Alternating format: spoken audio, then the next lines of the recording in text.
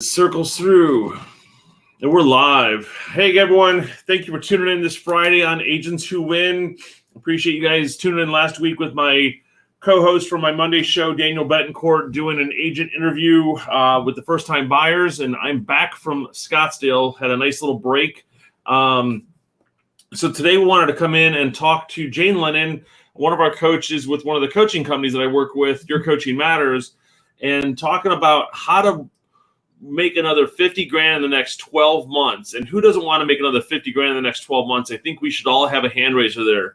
Jane, you've got an impressive background that we just went through, and, basically getting into, sales in your early 20s, and, doing the formal training, which I think is awesome, getting it at an early age versus, failing forward constantly. So tell us a little bit about yourself, and then let's dive into, how to make some money. Sure, no, I'd love to. Thanks for inviting me, Todd. Yeah. Love to help everyone listening how to make a lot more money, right? Because that's what it's about. That's why we're doing this. Exactly. So, I trained. I'm from England. I trained as an RN. I thought I was going to be heading into being an RN. I thought, that was my life. And then I got an opportunity to actually sell medical products. And I jumped into it. I thought, what the heck? I can always come back to being a nurse later, right? It doesn't work out. But once I was in, I was hooked. I was absolutely hooked. Sales was for me. It was for me. I was great. I was living in the middle of Canada in the little known province of Saskatchewan, traveling miles and miles and miles and miles to get to customers. And it was with a company that invested in me. They invested in me and they taught me how to sell properly. Consultative solution selling from the start, right? And consultative selling's been around since the early 70s, right? But that's what I got. So that's what I did. Long and the short of it was, within 18 months, we wiped out Procter & Gamble. Procter & Gamble's a great big name. We wiped them out. They actually packed up and left, and went to work in other provinces where they could have more success. And because we kind of owned the place, right? I worked with other medical companies. I was at 32. I was a national sales manager, which is pretty young to be a national sales manager for Canada. Yeah. I had 26 reps working for me. My last gig was at Office Depot, 10 years. I recognized that we had a lot of healthcare customers. So what I did was say, hey, let's get together and let's specialize on selling. Let's put a sales vertical in for healthcare selling, because people want to deal with people who are expert in what they do. They don't want, the Joe Blow who can do everything, right? That doesn't count for anything. So that's what we did. I handled the company's biggest account, which was over $50 million a year. And I kept it. And I kept it through a very competitive RFP process. And I worked with super top producers and developed them, and life was grand. So now what I do is I've left the corporate world. I got my coaching certificate, and I've combined it with my selling expertise. And now I'm coaching people one-on-one how to become top producers in their field. And also I've designed a course that no doubt we'll talk about later. Yeah, definitely. I mean, you've got an impressive background with that side, because like the consultative selling is like when I usually do what I call conversation selling. And I would love to learn more about the consultative side of that. And I know Donna's got a class that you guys are putting together on that, or you guys are working on that on her Facebook group. So I'm interested in definitely diving into that as well. So let's get to the nuts and bolts about how to make another 50 grand a year. I'm going to add this screen over, and let's get started. Sure. You just want me to fire away here? Yeah, fire away and tell me to hit next, and I'll flip the slides. Okay, and Todd, you jump in and ask me questions that you think will be interesting For sure. To the audience, okay? Yep. So what I want to tell anyone who's listening today is it's not difficult to make an extra 50 grand. It's not difficult. You can actually do it working fewer hours than you think you can. It comes down to learning some fundamental things and practicing them. It might be a bit uncomfortable at first, but practicing some fundamental new practices, becoming really good at them. The main thing out of all of this is differentiating yourself against your competition, because you've got a lot of competition, right? A lot of competition. But the great news is Most of them are average. Most of them are really average. So it doesn't take much to really win the deal. And I was laughing with Todd before we got started here about the fact is when you go for a listing presentation, if you come in second, you don't get a little bag of commission to say thanks for trying, right? You don't get that. No. You know, whoever you were, bugger off. We're going with the guy or the girl who got the listing. Well, how do you get the listing? You got to differentiate yourself. So what I've done is I've designed a course with 7 modules, and each module you will learn how to differentiate yourself, and that will bring you the extra 50,000. Cool. So that's one key thing. So should we dive into the next page here? Yeah, sure. We'll talk about the essential skills. We'll talk about the cornerstones of what I'm talking about. Perfect. So what I've done is I've broken it down. These are the kind of 4 cornerstones of how to become a super duper salesperson. And the first thing is really to build your solid foundation. Because if you don't know what you want to earn, how can you figure out your metrics of how you're going to earn that money, right? You say, I want to earn 100 grand this year, or I want to earn 200,000 this year, or 300,000. If you don't have metrics in place that then drive behaviors in place, you can't make the money. You just have a wish, right? That doesn't come to reality. So you've got to have that in place. So you need a tracker, right? You need to use the tracker. You need to do the behaviors that go with it and have the metrics. When Don and I, we used to sit there and put our number in, you want to make how much for the year, and then we'd back out all the numbers. And so I need to average this much commission per deal. So that means my average price needs to be this. And that's, when we do that with our team now is like, how much do you want to make? And, or if we're going to show, we want to show you how you're going to sell 2 to 4 homes a month, make X dollars a year, etc. So that when you don't do what you're supposed to do, you're not going to put the money in the bank, right? Exactly. And I'm a bit of a sandbagger, Todd. I like to put an extra 15% in there, of wiggle room, so that life gets in the way sometimes, right?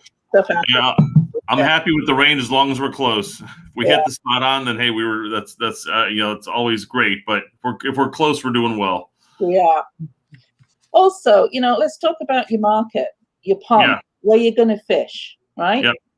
Most of the salespeople I've ever worked with cast their net too wide, and they end up trying to do business in too large of a geographic area, and they get distracted by, there's a lead that really isn't in where they want to work. It's too far out, but they go anyway because, it was a friend of a friend, and it's doomed to fail. They end up not earning any money, and they end up wasting all the time they should have spent fishing in the pond, right? That they're supposed to fish in.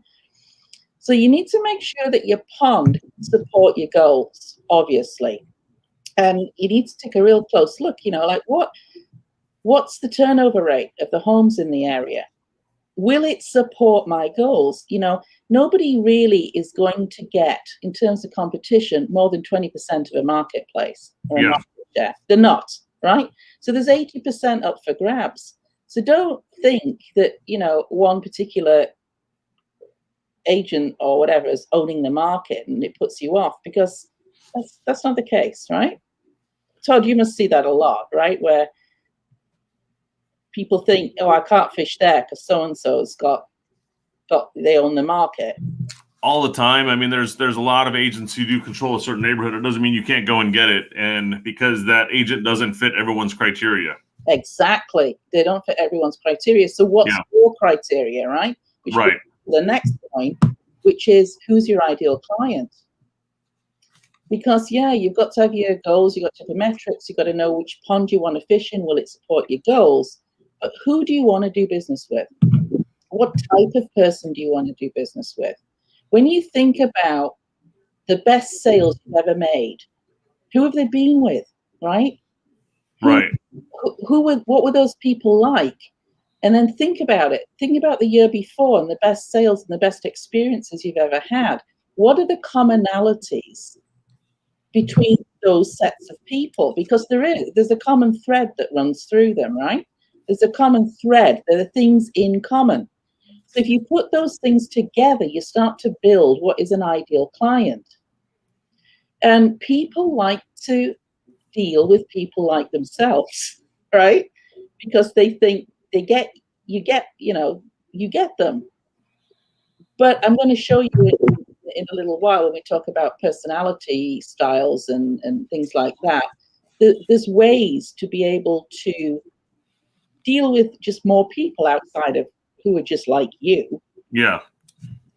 So, building an ideal client profile is a really worthwhile exercise because it gives you a standard, right? It gives you a standard that if they don't look like that, behave like that, whatever, disqualify them. Because people talk about qualifying, but they don't talk about disqualifying. And disqualifying, ruthless disqualifying is one of the biggest traits of a successful top producer. What is ruthless qualifying? What do you mean by that? Ruthless disqualifying. Disqualifying, sorry. So being clear about who you don't want to work with and not, right, okay. Not falling for that. Oh, will you take, would you talk to my neighbor wants to, whatever, who's not going to be the kind of person that's going to get you to your goals. Right. I got you. Yeah. So it's the disqualifying that is important. And in this course thing that I'm going to show you the outline for, the first three things, the building your blueprint, laser focusing on where you fish, defining your ideal client, we deal with that in module 1 because that's the foundation, right? Right. And then for the rest of the modules, 2 through 7, we talk about the sales process and the related selling skills that are important to that process and how you differentiate yourself at every step. So maybe you want to bump it on, Todd, and we can look at that. So I've given you, we basically just talked about this. When you're on your blueprint, when you're looking at your blueprint, I don't know if you know that, if your listeners know this, but if they actually examined how much time they spent on pure selling skills in a day, the average salesperson across all industries is 35%, which is kind of shockingly low, right? Yeah. Because a lot of activities are not pure selling activities, and pure selling activities are actually defined as the 4 things that I've got to be there: acquiring prospects, uncovering and addressing their needs, providing solutions, and closing the deals. Yeah. There's a lot of stuff, unfortunately, in the real estate business that is outside of that, right?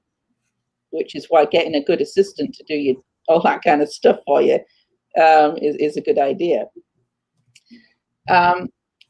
So the second bit about the pond, we talked about that. In a pond, you can develop a market share potential, a market share. So look at a pond where you can focus and you can actually build business, because when people see that same sign in a kind of smallish area, they think you dominate the area, right?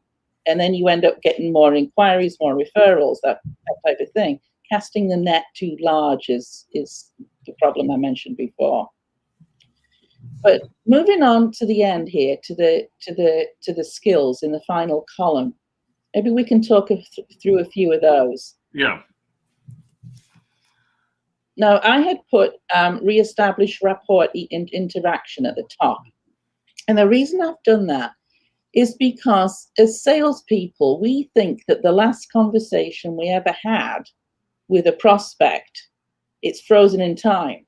We forget that prospect has probably talked to our competition in between us, having our next conversation with them, and things change in their lives. So going back and checking what's changed, but reestablishing the rapport that you had that was so great in that first meeting needs to be done every time you have that interaction. So I hope that makes sense. Yeah, it does. That's, we kind of talked about that right before. It was like, then talking less, but I think it's listening to the clients and learning to read them as well, what they need. And because if you can learn to read the client, it's going to help you gauge how you're working with them. Sure. And let's talk about that a bit, eh? Yeah.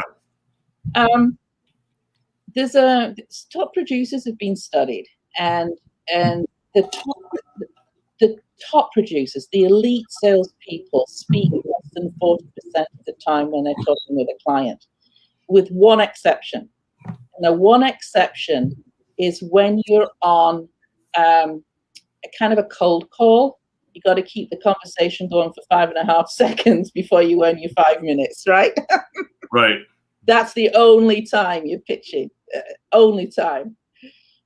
When you're in face-to-face type arrangement, selling situations, the top producers ask really powerful questions that make the clients think. And we'll get into that in a minute because I want to talk a bit more about these powerful questions. Yeah. Because I think they might be more helpful to your audience. If you ask a really powerful question and then shut up, the client will fill in the gap, the silence, but the client will have to think about their answer because it's a powerful question, right? So the client will fill in that gap, but give them time. A lot of the time as salespeople, we get too antsy, too concerned, right? We want to jump in and help them. And the key thing is to ask the powerful question and sit back and wait. Then the answers come, right? We'll get into this a bit more in a moment. Okay. And as you ask these powerful questions, you'll be asking questions to uncover the needs that exist, right? Right. People think they know what their needs are. There's a kind of an old saying in sales, right? Sell people what they want and then sell them what they need. People think they know what they want. They don't. They think they know what they want. But when you're really great at uncovering the needs, you find out what they really need and what the motivation is for the need. And I want to talk more about that later as well, because that's a real holy grail, that one. And then also get the objections out of the way early. This is another thing a lot of people in sales don't do. They go along hoping with their fingers crossed that there's not going to be an objection. And then when one comes up, they go, oh shit, and panic, right? Well, you got to know the objections. Don't treat it like a script, but know the objections to, how to get past that. Of course. And there's actually only 3 buckets. All objections fall into 1 of 3 buckets: skepticism, misperception, or a real drawback. And once you know which bucket your objection is falling into, then there's a formula to handle that. I teach in one of my modules. It's a module that I teach. But if you get the objections out the way early, and that's the best time to do it when there's no pressure, then it's really smooth sailing. And I think the best selling experiences that we ever have with clients are the smooth ones, right? The ones where we don't have the curveballs and we don't have the bumps. And if something does come out and hit us when we're not expecting, the relationship that we've actually developed with the client is so strong that they're working with us. They're not working against us. And so a lot of the time the client is working really hard to solve their own objections. I mean, we see that happen, right? Yeah, that's what you want to happen. Yeah. And setting clear expectations. This is so important. When I work with when I was selling and working with anyone, setting those expectations with how things are going to go, what we're going to do if this happens, what we're going to do if this happens, that stuff, setting those expectations up front is so important because you're working together. And that means that the client is invested emotionally in this journey with you, and you're not going to lose your client halfway through. Right. Things do get tough. So that's, you want them bonded in this with you. And they're looking at us for a counseling set. I mean, as a counselor or guidance on this process. So that's how we don't want to lose them. We want to keep guiding them through the whole thing. We do. So we want to get all the stuff done up front, right? And move forward. So if you want to just pop on the next slide. We might have talked about it. Okay. So for me, these are the 7 essential skills that you'll want to master to earn $50,000 more in gross commission income. Learning about how to quickly establish genuine rapport, right? Right. Not this fake stuff. This right. Fake stuff that everybody's saying, and how to genuinely do it. It's a skill in itself. And then reading the client. Now, some of you might have heard about NLP. There's about body language and mirroring and that kind of stuff. Yeah, it's a little bit useful. I have a certificate in NLP, but it's a little bit useful. So there's some good things to learn there. But I think most importantly is understanding personalities. And if anyone's done a Myers-Briggs test, the 16 personalities, but who's got time to figure out 16 personalities? I'm sorry, but I can't even figure out my own. So there's 4 basics, right? So I like to teach people how to discover what they are through a real quick test, what they are, and then how to ask the questions to figure out what their clients are. Because once you can figure out what your clients are, if they're the same as you or different from you. If they're the same as you, then you're going to get on like a house on fire. If they're different from you, you know what to do to tweak to meet them where they are and to give them information in a way that they will best receive it. That makes sense to you? Yep. Yeah. So the powerful questions we'll get into in a bit more detail. And the uncovering needs I'm going to get into in a bit more detail because I think there's some important stuff on that. And smart presenting. Way back when, years and years ago, it used to be, show up and throw up, right? This is what I've got, and this is what I can do, and without, full of irrelevant stuff that you can do that you're great at that your client doesn't care about. So smart presenting is about what are you going to present, when are you going to present it, and how are you going to present it. Okay. And knowing and not falling for this desire to tell them everything else. Right? And gaining commitment. Yeah. Everyone thinks, there's the clothes. There's this big, ugly, hairy clothes sitting out there somewhere, right? That I've got to tackle. Honestly, it's just bullshit. If you do all the stuff in the right order properly, the close is easy. The close happens almost by itself with very little effort on your part. Very little effort. You just have to ask a couple of questions and you're done. And then the money's on the line. The signature's on the dotted line and the money's coming. So, and then leveraging. This is something I think a lot of salespeople don't take advantage of. I think they don't take advantage of the great work we've done with a client, and they don't think about using that to get really good, qualified, super warm introductions to new prospects. So that's another element that I'm kind of really passionate about. So if you want to pop it on a bit further, we can. There we go. Hey, so here's my racetrack. This is the modules on this course that I have starting June the 2nd. It runs for 7 weeks, and we'll talk more about that at the end. But this is how it all kind of flows. So you can see how you start with the blueprint. We go to the personalities, reading the client. We go to the powerful questions. We have a whole module on handling objections like a pro, one on smart presenting, one on gaining commitment and setting expectations for a smooth ride, and then how we all pull it together and leverage the success. And then we get to drink the champagne at the end. Always good for the bubbly at the end. Listen, it's a celebration. It's got to be something. I mean, otherwise, why are we doing it? Right. Yeah. So can we talk a bit about powerful questions? Yes, let's jump into that. Okay. So a powerful question, by definition, is one that a client cannot give a rehearsed answer to.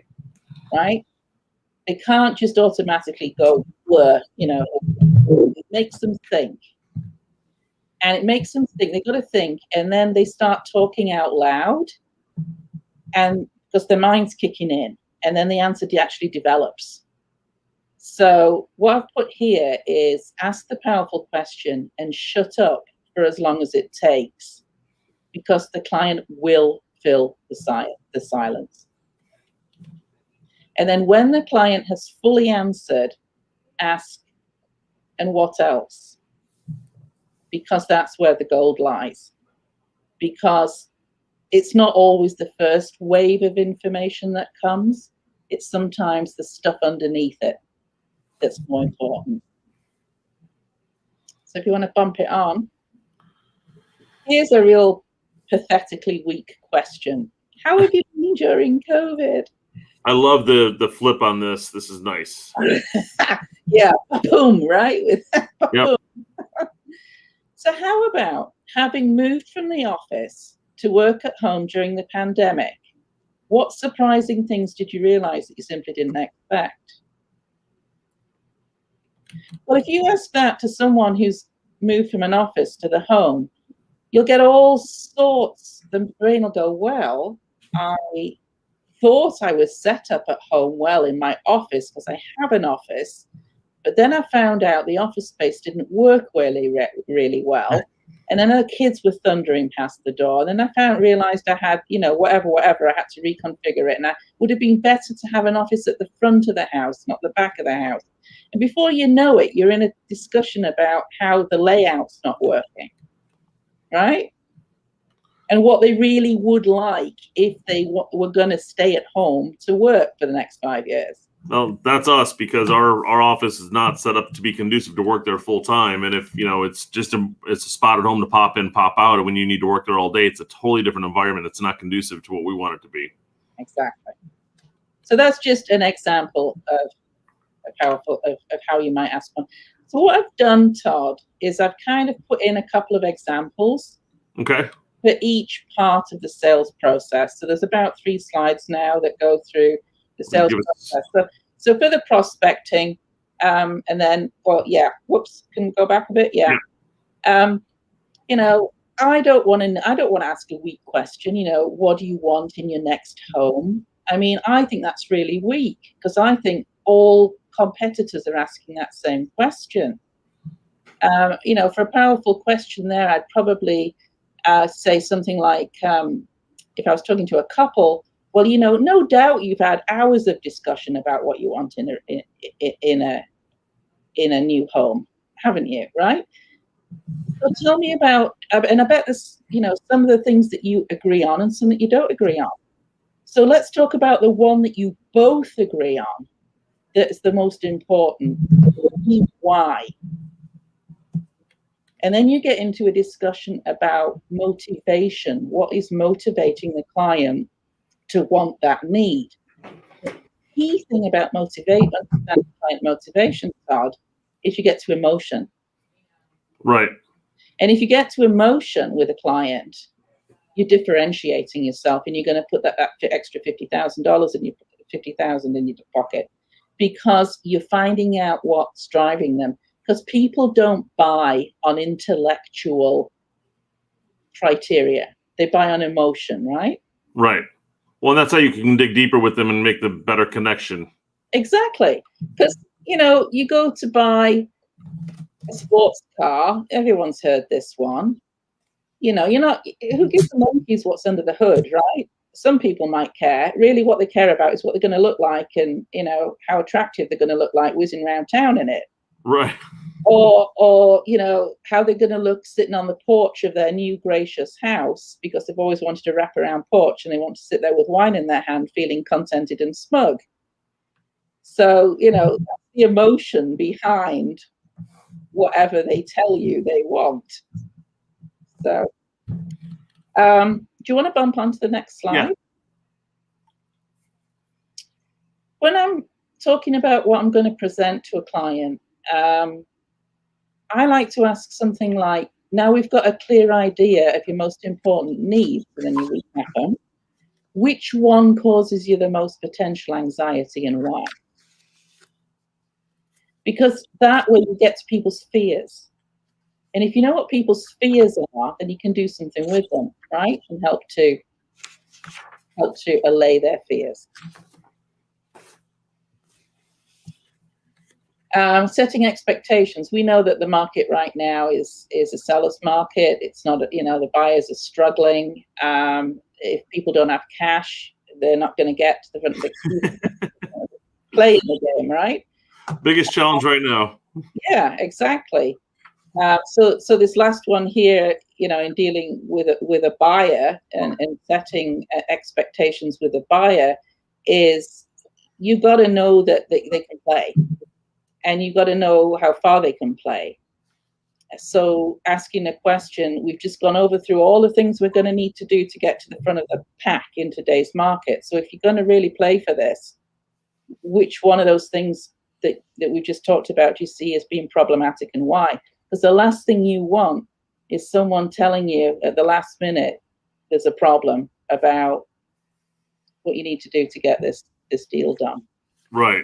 If you want to bump on, we can bump on. Yep.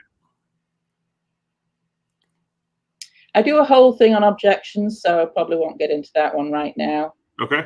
But leveraging. I like these three.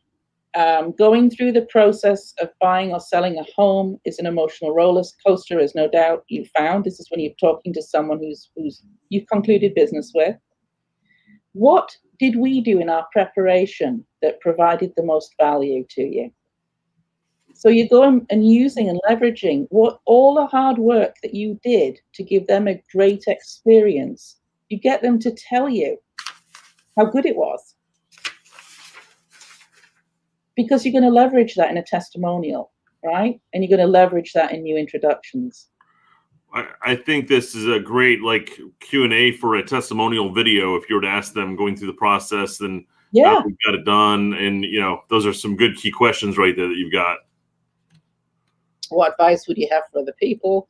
And this one for trying to find out, you want to get more people like these people, right? So out of all the people, this is assumption, I know, out of all the people that who are wanting to buy or sell right now, what have they told you is holding them back?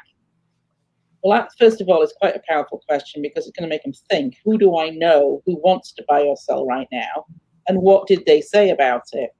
So you end up finding out who they know who wants to buy and sell and what their problem is. So when you follow them up as a lead, you already know what the problem is. So you're ahead of the game, you're differentiating yourself. So this is differentiating at all levels and all parts of the process. And this is what puts the money in your pocket, because you've now got a lead that you didn't have to fight for. Right. Which makes it, because that's the referral-based business right there. And those are the people who are going to know, like, and trust you. Right. Because isn't it all about building a sustainable business? Yeah, it's hard work in the early years, but building a sustainable business where you're getting repeat business. I'm not a real estate agent. That wasn't the industry I worked in, but selling is selling. And one of my best friends just retired. She was a top Remax producer in Canada. And she took me on a drive around the town. Oh, that one I sold. She said, yeah, that one I sold that one as well. Oh, I sold that one 3 times, she said. And that one I sold to him. And then he went and sold it. And it's like this constant. Oh, that's how it is in my neighborhood with my kids. They hate listening to me because I'll drive by and say, I sold that house, etc. Yeah. Wait, that's what's paying for your bike in your college. And exactly. But that's when it's great. That's when the well-oiled machine gets going, right? Yeah. That's when it's going and you now actually enjoying the fruits of your labor. But you got to get there. Yeah, so exactly. Mastering these key things along the way and getting really good and practicing them is what puts the money in your pocket. Do you want to bump it on, Todd? Yeah, we got to move on there. Okay. So I said I'd talk about needs, uncovering needs.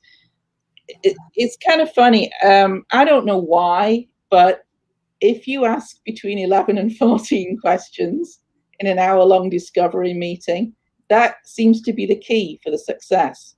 But you've got to space them out, otherwise it just sounds like you're interrogating people. Yeah. Top producers have been studied, and it's shown that at the average of 11 to 14 good, thoughtful questions at the right time is what does it. Just a bit of trivia there. I like to dig like crazy for needs, and I've always found that a lot of people jump on the first one or two. And the key for me has always been, and what I've taught people and what seems to have worked really well in differentiating themselves so they can put this money in their pocket, is waiting until it got at least 3 to 4. Get 3 to 4 out first of needs, and then get the client to rank them.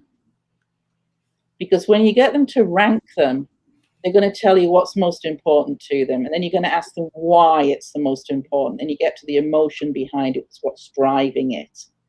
So, maybe the school district's the most important. Well, you get to the emotion. I mean, that sounds intellectual. That sounds kind of just intellectual stuff, right? But when you talk about why the school district is important, it's because they want to be the best parents ever. And being the best parents ever means sending their kids to that school. So that's the emotion behind it. And that's where you want to get to, so that they know you understand them. And they say, yeah, this agent gets me. They get why this is important to me, whatever that is. Well, that's the key to knowing where you're selling. And, if you don't know where you're selling, learn it before you meet the client. Exactly. So present only to the express needs. Don't tell me other stuff that you can do for them, right? There might be 1 or 2 things you might have to mention, but yeah, concentrate on what is important to them and why, and keep referring back to, I'm going to do this for you because it's my strength, and this is what I do well, and this is what makes me different from all the other agents, and this is why you're going to get what you want. So. Okay, I'm Todd. The question is, are you willing to take the leap? Do you want to? Right. Do you want to look at your blueprint? Do you want to really make sure that your goals actually that your goals are solid, that your actions line up to your goals? Do you really want to get serious about the type of people you want to work with? And are you going to be disciplined to say no and disappoint perhaps those that don't fit, because that's not what's going to put the extra 50K in your pocket? And are you willing to get serious about your skills? And are you willing to practice them? Because I'll tell you, it's uncomfortable. When you learn new skills and you go out and you practice them, you do go through a period of discomfort. I certainly did.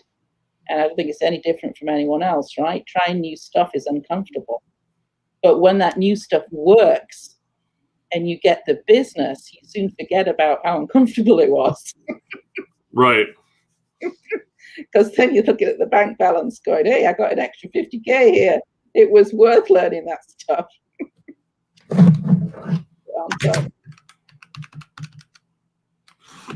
Sorry. No, I like what you've got here, because you find the blueprint, you work on your pond, you find the ideal client, and then you'll work on the skills to get them there, and that's going to be what's going to hit those key points. For us, it's like maybe another 10, not even 10 sales, like 6 or 7 sales, accomplished. Then that's going to put that back in our pocket. Yeah, wouldn't an extra 7 sales a year, say you made 7K? I don't know. Yeah. That's the average commission. If 350K is the average price, I don't know. It's right. Obviously, if your price is 550 or 750, it's a lot fewer deals. But if you make 7 extra deals, which is what you can do, what difference does that make in your life? Right. And it's been shown that there's been a study that a Stanford University economics professor did, that if you work basically more than 55 hours a week, it's not really counting for anything in terms of your productivity, in terms of actually earning the money that you want to earn. People who work up to 70 hours a week are only getting the same amount of work done as those that put in 55. So it's about what you do and how you do it. That's, I think, leverage right there. Yeah, absolutely. But you only get to that point by learning all this stuff. You can't just knock it down to 55 hours a week or 50 hours a week and keep doing the same stuff that doesn't actually make you different from everyone else, right? Does it work like that? No, because you end up getting tired. Like you said before, you end up getting tired, and it just doesn't happen the way it should be. Well, then it's frustrating, right? And then you start, oh, well, wasn't this a great idea? So I talked about this course. We have a course starting June the 2nd. It's a Wednesday. It's going to run for 7 weeks. It's 90 minutes per week, and it's at 1 o'clock Eastern Standard Time. That's June the 2nd, 1 o'clock Eastern Standard Time. And in that, we're going to go through and do all these 7 modules over each of the 7 weeks. But it's all going to be exercises. It's not me talking at people for 90 minutes, because that is so boring, right? I know I talked a lot today, but I have to tell you all this stuff. But it's so boring when people lecture at you. So these are exercises that we do in class, very interactive, and you learn this stuff with your classmates and in breakout rooms and in discussion, and then you go out and you practice it. So yeah, statistics do show that salespeople who master and implement all these skills will close an additional 7 deals in a year. Well, I think it's good to keep refreshing too. Even if you've taken this course last year or the year before, and I know it's a new course for you, it's always good to retake or learn new tactics. Well, yeah, and there might be bits but I'll bet you anything, there's a lot you don't. And we always think we know a lot more than we do. I'll tell you that. Well, and it's it's the master, the jack of all trades, master of none. Well, also remember as well, I'm coming from a non-real estate background. So right.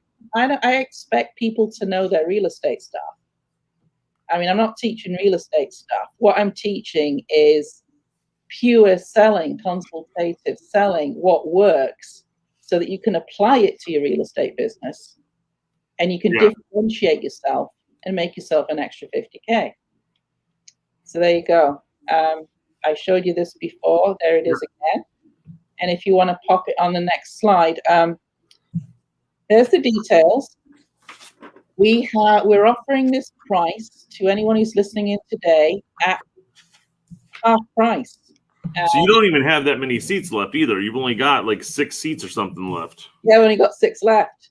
We started advertising it on Monday, Todd. Wow. I've got 6 seats left. Okay.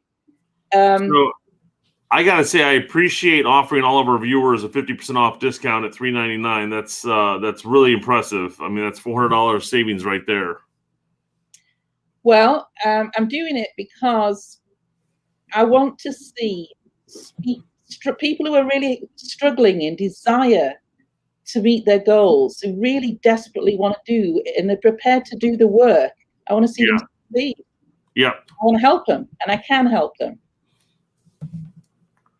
So if you want to learn more about the course, I'm running 2 more webinars next week. Okay. Monday at 5 o'clock Eastern Standard Time and Thursday at 11 in the morning. If you want to learn more details about the course, if you think, I don't know, I'm not sure, but so you want to come and learn more about it, you can join us. It's at tinyurl.com/bigbuckswebinar. So write that down, tinyurl.com/bigbuckswebinar. If you can't remember that, talk to Todd. He's got it. Okay. Or if you just want to take one of those last 6 spots and you just don't want to wait and you think, I want to get one, then we would like you to contact Kayla, our assistant, and she can be found marketing director. This is her email, marketing director @yourcoachingmatters.com. So you just reach out to Kayla, marketing director at yourcoachingmatters.com. She'll send you the link. She'll send you the sign up and all the details. Again, if you're listening to this and you just can't write this stuff down, get on to Todd. He'll give you the info. Yeah, definitely reach out to us. We can get you guys connected with Your Coaching Matters and getting the class set up. Jane, I really do appreciate everything you've done here. It'll be a great course. Looking forward to getting into this and learning some new skills, because it's great to learn from people outside of the industry more than in the industry, because we've all been tainted by our own stuff. I like to learn what's working in other industries and how we can implement it into the real estate side. Well, I think what you've said is a good point, because if you're all doing the same stuff in the same industry, where's the differentiation, right? Yep, exactly. So you got to get the new perspective on how to get differentiated in order to really step up. Yeah, exactly. Well, I appreciate it. Any final thoughts here? Otherwise, we'll go ahead and end and get everyone. Basically, let's get this thing sold out today and get the last 6 spots filled. Yeah, let's do that, because another thing I should tell you, I am offering, as part of the $399, I am giving free coaching for the entire period of this course. Oh, awesome. Okay. So for everyone will have an area of the course where they need a bit more help. So I am devoting my time to making sure that everybody who does this course is successful, and they can then make that extra $50,000 and put it in their pocket. Okay, perfect. Okay. Perfect. It's a nice little extra opportunity there. I appreciate it. And everyone, tune in Monday for our coaching session with Daniel Betancourt. And Jane, I do appreciate again the time today, and everyone have a great weekend. Thank you, Todd. I appreciate you letting me come on and talk to everyone. Thank you. Bye-bye. Right. And broadcast.